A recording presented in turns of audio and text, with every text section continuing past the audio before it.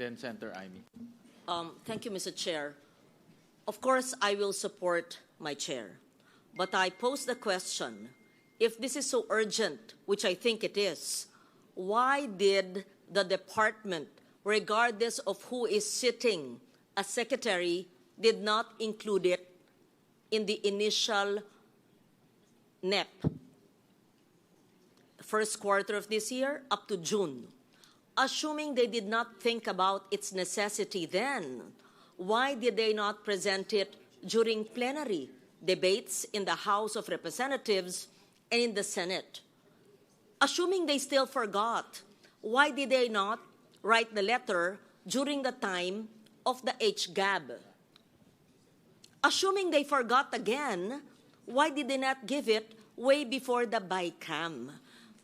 Mr. Chair, ito na po ang aking pinupuntos. Hindi lang po ngayon, mula pa nung ako'y nag-chair 10 years ago. Bakit ba tayo mga Pilipino palaging afterthought? Palaging pahabol? Palaging last minute? Kasi hindi naman to bagong proyekto. Naniniwala po ko, at don't get me wrong, I will support it at wala namang karagdagang hinihingi. Pero inaayos lang na yung budget. Hindi ba nila inayos mula nung inisip nila? The good secretary I know has been in the department for a long time. Career yan eh. So, hindi pwedeng masabi dahil bago. Nandyan naman sila. At bago siya, si Sec Vince Dizon. Siguro naman nag-usap sila tungkol sa kanilang NEP. I put that on the table, Mr. Chair, while supporting your motion to adopt it. I'll repeat, let it be a lesson to those doing their budgets, whether you're a big department or a small bureau or commission. You present it to DBM. You think about it for 1 year. Pagkatapos po ng Kapaskuhan New Year, gagawa na naman sila ng NEP ng 2027, all agencies up to March. Please think. Please plan. Don't come to us in December for something that is so essential and basic. So, it's an afterthought, even if it's urgent and basic. I have to put that on record. Pasensya na po. Thank you. Senator Amy.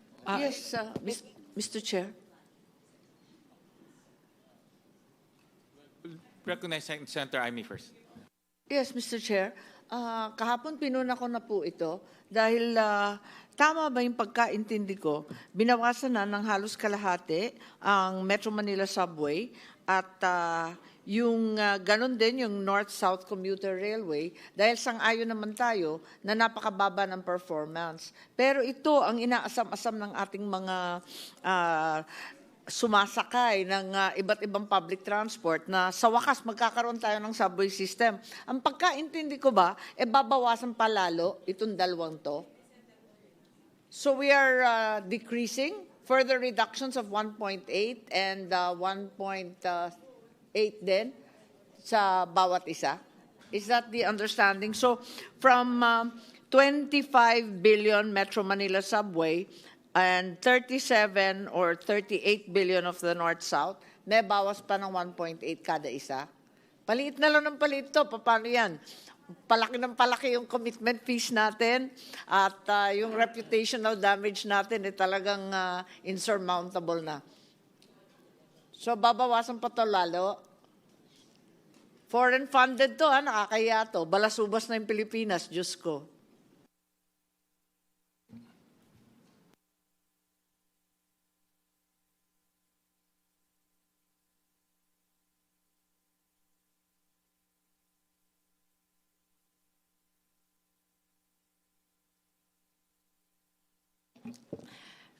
I am on the phone with Secretary Banoy to clarify the queries of Senator Legarda and Senator Marcos. So with tinanong ko po exactly how Sen. Lauren asked it as to why it was not there in the NEP, and it hasn't been brought up either during the House deliberations or the Senate deliberations. What happened po is that both of these, the AFCS project as well as the common station, were supposed to be under two different PPPs. to be supposedly managed by the LRMC. They were waiting for the LRMC to take care of all the documentations, all the requirements for the PPP to push through in the year 2026. Up until this point, hindi pa po nagsasubmit yung LRMC. So given the criticality, What is LRMC? what's LRMC? It says something, abbreviates it, he better explain. Light Rail Transit Extension. Should call out the head of that LRMC. I mean, we cannot be hostage by people who are not doing their job on time. I mean, ugali.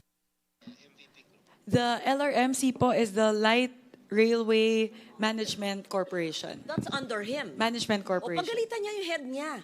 At saka pag may deadline, hingi niya yung deadline. Ganun lang. Forever. Kasi kung papayagan natin sila, lahat na lang ng ahensya pwede mag-internal realignment.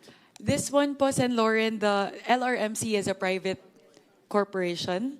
So this is the private group that the OTR was supposed to work with. Whatever. He should have made deadlines.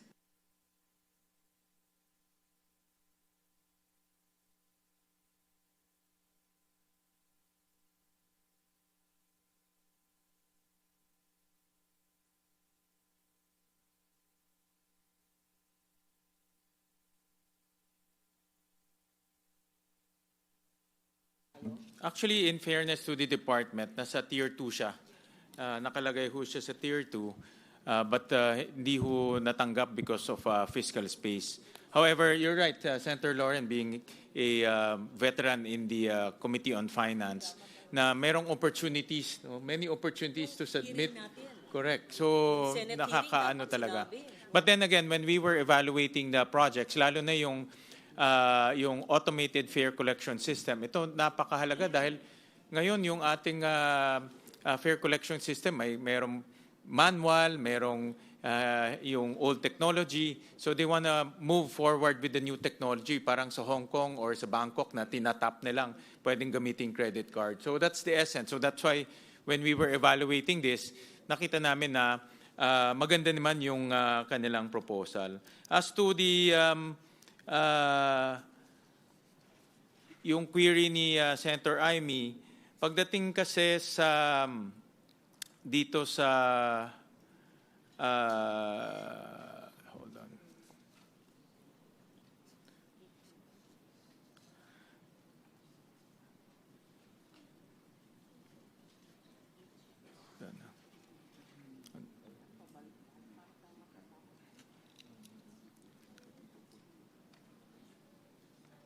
Okay.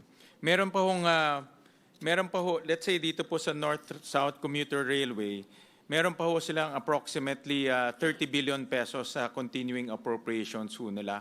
Kaya malaki-laki pa ho. Pagdating ho dito sa Metro Manila Subway Project, meron pa ho silang 10 billion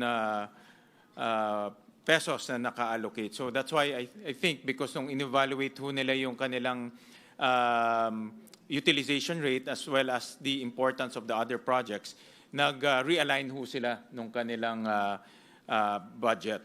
So dahil meron pa hong natitirang 10 billion and also close to about 30 billion dito sa kanilang about mga projects ho nila.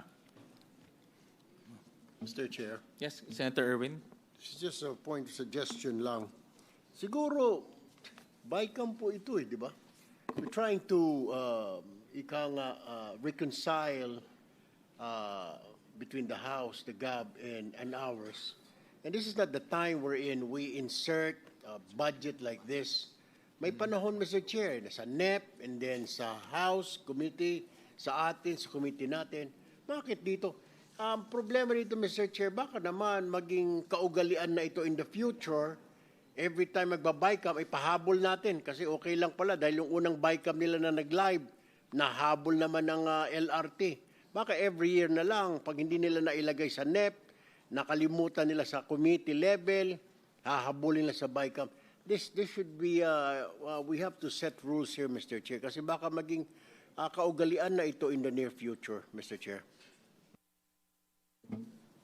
Mr. Chair, precisely that was in Tier 2, except that the documents were not ready at the time of the hearings of both the House and the Senate. But then we have a request from our Secretary Banoy Lopez, that we give this to them. It is much needed, explained by the two chairperson. So they were not remiss in putting it there, but it was tier 2. And the problem with tier 2, almost always, they are really not included in our provision of the budget. So I move for approval for this, Mr. Chairman. Just the query of Senator Erwin, just before I move on that motion. Tama ho kayo, Senator Erwin. No? That's why we are putting this to the body para makita rin ho natin yung mga request ng mga agencies. Dahil in fairness to them, along the way, no, may mga bagay rin silang nakikita na dapat pondohan o dapat hindi na pondohan o dapat ilipat po sa mas maimportanteng mga proyekto along the way, because sinasubmit na ho nila ito sa around July. No? So may mga after July, may mga bagay sila ho nakikita na kailangan ho nilang pondohan para magamit na ho immediately. So that's why actually the letter is an appeal letter to us. If we will accept their appeal to realign these amounts so that they can operate much better and also execute new projects such as the automated fare collections Mr. Chair, next year. just want to add, because I came from the executive also as a secretary of a department back then. Pag sinabihan po kami na we have to prepare for the NEP, we inform agencies under us. Hindi po ba nagawa nila ito? I mean, like LRMC, under naman po sa kanila yan. They could have asked LRMC, what are your requirements? What do you need? Bakit ngayon pa po they will have to come up here? I mean, and then state us like, oops, nakalimutan namin, oops, nasa tier 2. Binibigyan naman sila July, August, September, October, November, December. I mean, after 5 months, Mr. Chair. That's what I'm trying to point out, Mr. Chair. If I may respond po, from what I understand po, what happened was it was in tier 2. It was not funded by DBM because I think DBM mostly funds tier 1. They were fine with keeping it in tier 2 because they thought that the PPP was going to materialize, and then eventually when realized that the PPP was not going to materialize, at saka po nila linaban ngayon kasi otherwise po it will be detrimental to our commuters and to the interoperability of the different MRT station. So siguro po sa amin po, the stand po of myself and Chair Win, as much as possible, ayaw po talaga namin mag-entertain ng ganito. They've had 6 months since the NEP was, almost 6 months since they submitted the NEP last August 13. So I agree po, I very much agree. We wouldn't have said yes to this or even entertained this if these two were not critical projects. Medyo hindi po kasi lang talaga maganda yung consequences kung hindi po natuloy yung common station at saka yung beep cards. Kaya lang naman po namin in-entertain. Thank you po.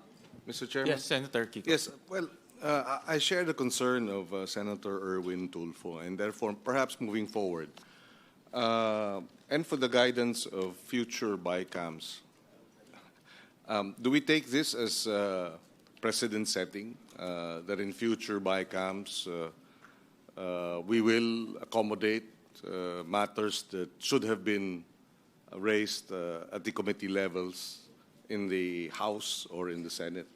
I think that should be put on record so that, because if I may, as we act on this particular request of this particular agency, this should not be a precedent.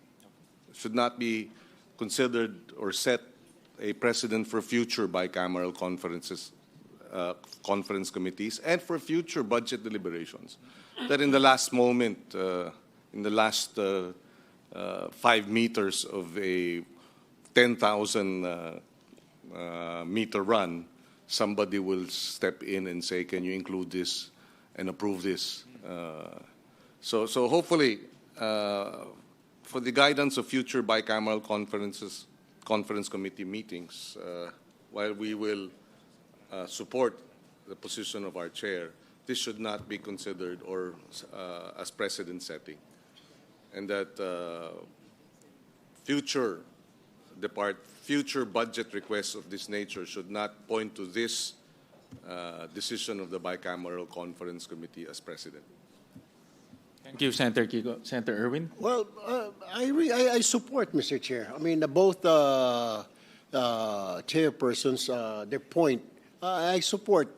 If it's a necessity, why not? Diba? Kailangan po talagang gawin ito, yung Cavite Extension, lagyan ng pondo, automated fare collection system, para isa na lang. Diba? I really do support. Pero my point here, Mr. Chair, is that BICAM is to reconcile the conflicting provisions of the House and the Senate versions of the bill. Hindi po part ng conflicting provisions. So yun lang po sinasabi ko. But I do support, Mr. Chair. I rest my case, Mr. Chair. Thank you, Senator Erwin, and thank you, Senator Kiko, for those intervention. Sa totoo lang ho, ang dami ho naming nakukuhang pahabol. Si Senator Lauren, in fact, mentioned a few items. Ibang department. Diba, Ched, I think, also texted you? Sa akin, meron din ho. Kami ni Chair Mika, ang dami hong mga pahabol requests. But ako will approach this on a case-to-case basis depending on the urgency and the importance of the request. Dahil ho dito, common station, automated fare collection, BIP card, after analyzing and consulting with the department, we saw that this is important to make our public transportation system seamless, no? Kasi meron siyang intermodal capability. But yung mga others, yung mga pahabol, hindi na ho namin present dito po sa body. No? So with that, we have a motion from from Congressman Rufus. Second. Duly seconded. The proposal is deemed approved. Thank you, Mr. President. Senator Kiko. Well, it was already raised earlier that there were several requests.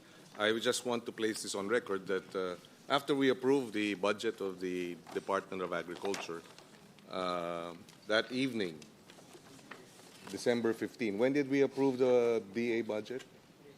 December 13, the BICAM approved the DA budget. On December 15, the DA secretary wrote to the chairperson submitting a list of farm-to-market road projects with coordinates amounting to the same amount that we approved, 33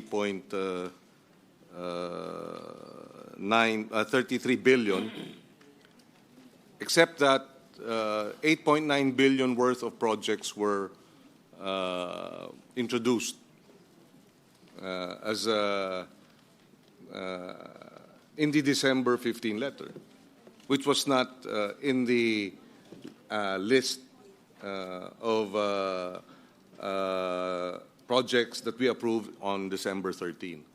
How do we act on that? Chair. Mr. Chair, at the end of the day, I will support my chair. But let me please put this on record.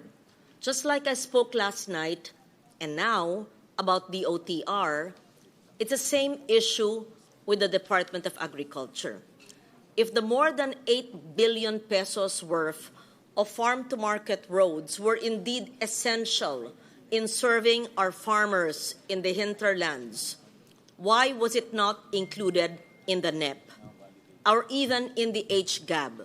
Even if you say that there are coordinates, why did they swap? So I would like to know what were the more than 8 billion pesos worth of FMRs that are deleted now from the HGAB and the Senate version that we are reviewing in the BICAM. Sino po ang mga magsasaka na maaapektuhan sa matatanggal na FMR dahil pinalitan ng DA ang kanilang listahan ng farm-to-market road? I don't understand. So ano mangyayari po sa farm-to-market roads na sinumite ng DA, na inaprubahan ng HGAB, na inaprubahan po natin, tapos papalitan dahil sa isang sulat? So I would just like to make it clear that these are not Senate introduced FMRs. We did not introduce or submit a list to the Secretary, just to be fair, okay? Insofar the Senate is concerned, we understand and support the House amendments for farm-to-market roads in specific rural districts, and that is both needed, and as long as there are coordinates and not just a lump sum, that is supported. But suddenly there's a change. And as I said, I spoke to Secretary Laurel on Sunday morning because I was confused with the 16B NEP and the another 16B HGAB. And he said, I don't know if I should say it here. Okay, he said something. I will tell you later. Then I'm surprised that he's sending another letter now for another 8 billion. So I would like to know, I have to be enlightened, Mr. Chair. Why is there suddenly, within 3 days of that conversation, there's a change of heart or a change of mind of farm-to-market roads worth 8 billion? Ano po ang mangyayari sa tinanggal niyang 8 billion? At anong nangyari sa ating kanayunan na kailangan bigla ng 8 billion na ito? So may switching. May switching, may swap. So yung tinanggal po na 8 billion, malay ko kung saan yun, saan po ilalagay? Sa NEP ng 2027? Ito pong bagong 8 billion, saan po nanggaling yan? Anong mga distrito, probinsya, bundok, kanayunan, saan? Please enlighten this representation. I'm not trying to interpolate my colleague because I did not receive the letter. I just want to understand, please. Again, if we will make this a habit, then every agency will change internal realization. Oh, pareho naman ng level eh. Papalitan na namin ng laman. Ano tayo, halo-halong kalamay? Ang BICAM, nangyayari ba sa akin noon? Ay, hindi ako tatanggap ng ganyan. Last minute? Di. So, maybe you can, what is that agricultural emergency that the DA will have to change 8 billion worth of FMRs? I want to know and understand. I'm not angry at the vice chair or the chair of Agri. I'm just passionate when there's something I do not understand, and I need to comprehend it, Mr. Chair. In the end, I will support my chair. If I may place on record, this request has not been acted on. So we continue to, well, at least for the Senate, we are standing by the previous list that we approved on December 13. Now, if we are standing by the previous list that we approved on December 13. Now, if unless there are members of the bicameral conference committee who disagree, I think we should stick with the December 13. Mr. Chair. And for the record, the December 13 list has coordinates. The 33 billion peso December 13 list. We approved it with the coordinates. And the 8.9 likewise has coordinates, but they're a different set of projects from that which we approved on December 13. In other words, they are removing 8.9 billion pesos worth of projects that we approved with coordinates and replacing them with 8.9 billion worth of new or different projects also with coordinates. Alam ko sasabihin po nila, pareho naman yung level.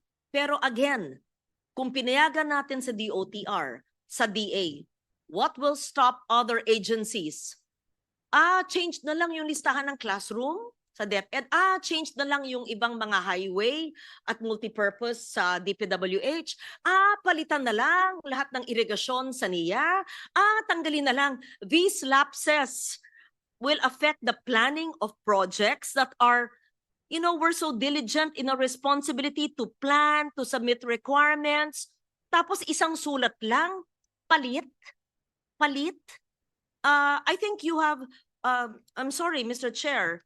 Okay, hindi ako yung chair. Ano yung dahilan? May dahilan. If it's a national security issue, yes. If it's so important, yes, I want to understand. Gusto ko lang maintindihan.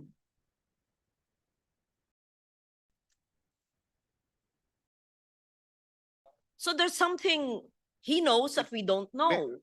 May I venture a guess based on, well, Not guess. no, it's because not a of guess. Bicam is Lana, not a let me guessing finish, ma'am. game. May I venture a guess based on the letter that he sent to us and the reason that he gave? Part of the reason that he gave was, please be informed that the earlier submission was made without the approval of the Secretary of Agriculture, as the undersigned was on official medical leave at that time. So, and this is where my guess comes in. No, this is where my intelligent guess comes in, if I may be allowed to perhaps try to understand what happened here. This is the first time we have asked for coordinates. We've never asked for coordinates before. In previous budgets, it has always been lump sum. So it is possible that because this is the first time that this is being requested, then therefore the preparation of these coordinates had to go through a process that somehow there were gaps. And that being the case, because of the gaps, they had to correct these submissions. That is my intelligent understanding. We've never asked for coordinates and an itemized list of projects in the past. This is the first time. Mr. Chair, may I?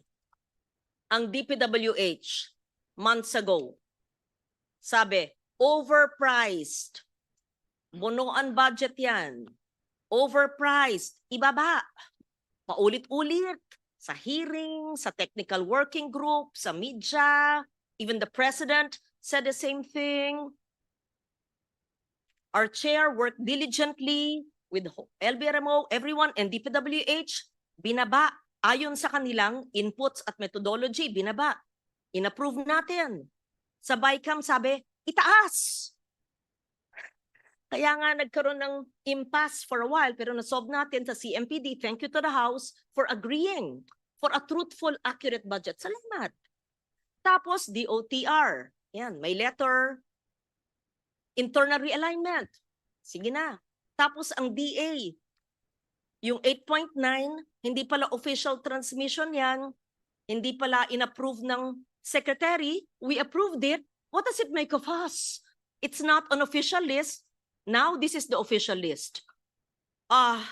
So we better have rules. I think the bicameral committee has to have rules. When there are letters from the cabinet, that means letters given to the chair are not official transmission. We have to check. There should be maybe a watermark. So they're saying that these were not official transmissions because the secretary was on medical leave. Ano ibig sabihin yan? So, sino nagpadala? USEC niya? What was it? A fake list? And then the bicameral conference committee approved it? Hindi ganyan eh. Hindi, nangyayari ba yan nung 10 years ago? Hindi. Not as, walang ganyan. Hindi nangyayari yan noon. Hindi ganitong kagarapal. Ang pagpapalit-palit. Ibaba ang presyo. Sumunod. Ayon sa kanila. Itaas ang presyo. I-recompute. DPWH yan. DOTR, realignment, maliit lang naman. DA, palitan. Hindi ako yun. Hindi kami yun. Walang coordinates yan. Or meron pero mali yung listahan. Yan ang sinabi ko. 3 na yan. O ilan pa? Baka maglapitan lahat ng ahensya ngayon. Pwede palang magpalit. Palitan namin lahat ng laman. Pareho naman ang level eh. Mr. President, I'm sorry. I have to express my disappointment and exasperation. There has to be some discipline in government. Di ba sa eskwela tayo, pinag-aral tayo, finish or not finish, pass your paper. Pag nagraduhan na ng teacher, tama na, hindi pwedeng, magpalit, yung seatmate ko, mali, mali. Ano tayo? How can we be a good example to people? Kung sa BICAM na, nagpapalit. Tama yung sinabi. Disagreeing provision, sabi ni Senator Erwin. Mr. Chairman? Go ahead, Sen. Yeah, Mr. Chairman, the Secretary is the head of agency. He's the alter ego of the President. He has the overall knowledge on how his department should go, especially on farm to market road. And so therefore, when the Secretary recommends, we have to give so much weight for that under the principle of regularity of function, that the Secretary is regularly doing his job.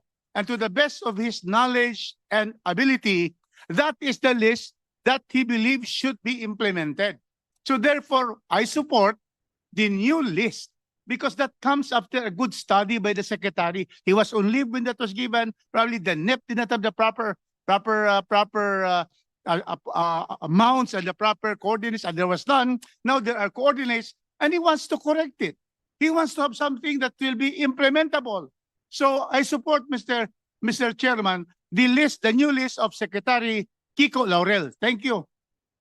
If I may, Senwin, I'll just read part of the letter sent by Secretary Francisco Chu Laurel explaining the new list.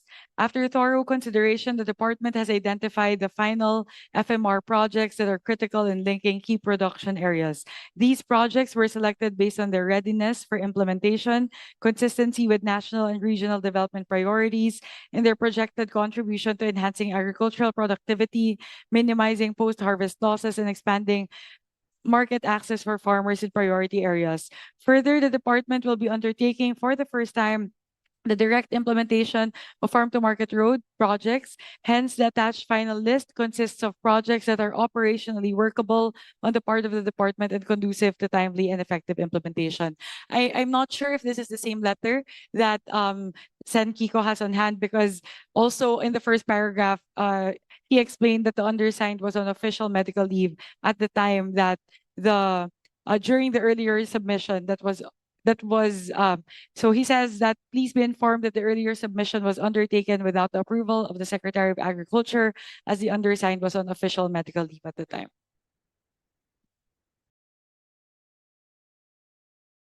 Actually, I was talking to Senator Lauren. Ang tanong niya kung nangyayari ho to nung mga unang panahon. Ang sagot ko, hindi ko alam dahil kayo-kayo lang nag-uusap eh. No, ngayon, I'm not saying you, but I'm saying in general, no, in general. I'm not saying you, Ma'am Lauren, no. I'm saying in general dahil this is the innovation that we introduced so that all of these things will be brought out to the body. Pag-usapan natin, pagdebatihan natin, we might not agree, we might find some solutions, pero ang importante ho dito, nalalaman ng lahat, no? Hindi lang sa ilan-ilan lang po ang nalalaman. In fact, dati ho kasi lalabas na lang po yung General Appropriations Bill, doon na lang natin nakikita kung ano yung mga projects na pumapasok at hindi pumapasok. Pero ito po ang kagandahan po ng open BICAM or ganitong proceedings para mapag-usapan ho natin. That's why. Thank you for that, Chair. Totoo, nung panahon dati, 10 years ago, yung dalawang chair and LB Remo and the APRO staff. That's why I was asking Attorney Doblon 10 years ago, I can't recall, meron bang mga pahabol na ganyan? But she says, meron, pero pag na-discuss na yung department, tapos na. Or hindi ganyang kalalaki yung changes. But then, I appreciate the candor of the chair and his calmness in taking all this, but it's up to you whether to accept it or not. I said at the end, I will accept and support your decision.